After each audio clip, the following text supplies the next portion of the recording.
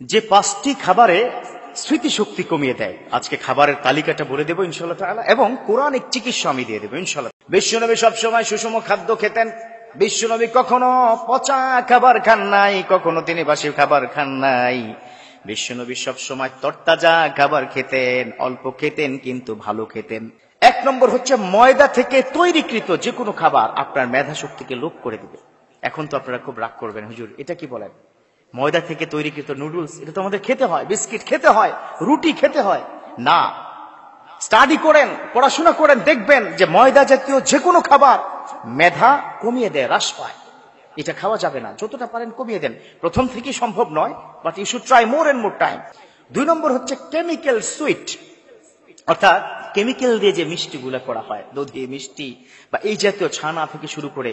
এখন বলবেন যে হুজুর এটা কি সম্ভব ছাড়া? আমি ছাড়তে একদিনে বলবো না, ধীরে ধীরে কম খাবেন। কেমিক্যাল সুইটটা যখন মানুষ খায় তার ভিতরে গিয়ে অনেক সময় রোগ প্রতিরোধ ক্ষমতা কমিয়ে দেয়। মিষ্টান্ন খাবার খাওয়া কিন্তু ভালো, ডিজার্ট খাবেন, কিন্তু কেমিক্যাল সুইট যেগুলো আছে এগুলো খেলে মেধা শক্তি কমে যাবে। ডায়াবেটিসের ব্যাপক ক্ষতিকর। এখানে মাশাআল্লাহ অনেক বাবাদিদের ডায়াবেটিস আছে, আবার অনেকে সুস্থ আছেন মাশাআল্লাহ। সুইট খাওয়া যাবে না, কেমিক্যাল সুইট। তাহলে কি টু নাম্বার 3 হচ্ছে বিয়ার বা অ্যালকোহল। এটা তো খুব মারাত্মক লেভেলের ক্ষতিকর। এটা প্রথমত হচ্ছে এটা হারাম।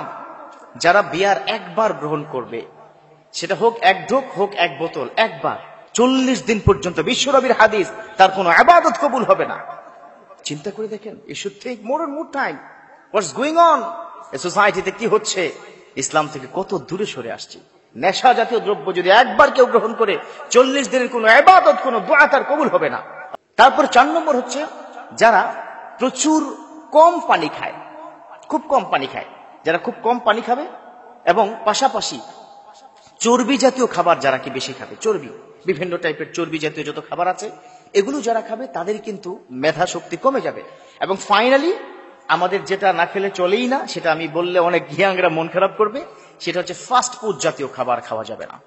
এই ফাস্ট ফুড জাতীয় খাবার যারা খেয়েছে, যেমন মুটিয়ে গেছে এবং রোগ প্রতিরোধ ক্ষমতা কমে গেছে, ডক্টর বলেছে তার মেধার প্রখরতা, মেধার যে যোগ্যতা সেটা ধীরে ধীরে কমে যায়।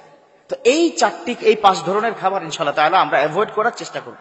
আল্লাহ আমাদের তৌফিক দান করুক। এবার আসুন, এই কোরআনে এমন চমৎকার চমৎকার বিষয় আল্লাহ পাক দান করেছে।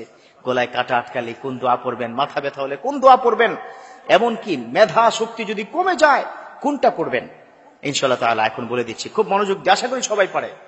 রব্বানা রব্বি জিদনি ইলমা, রব্বি জিদনি ইলমা। ও আল্লাহ, আপনি আমার মেধা শক্তি বৃদ্ধি করে দিন। ও আল্লাহ, আপনি আমার মেধা প্রখরতা বাড়িয়ে দিন। রব্বি জিদনি ইলমা, আমার নলেজটা আপনি বাড়িয়ে দিন। রব্বি ইয়াসসির ওয়া লা তুআসসির ওয়া তাম্মিম আলাইনা বিল খায়র। রব্বি জিদনি ইলমা, রব্বি ইয়াসসির ওয়া লা তুআসসির ওয়া তাম্মিম আলাইনা বিল খায়র। আশা করি আপনারা শুনতে পেয়েছেন, এবং ছোট্ট তো, বড়টাকে না পারলে ছোট্টটা পড়বেন, রব্বি জিদনি ইলমা।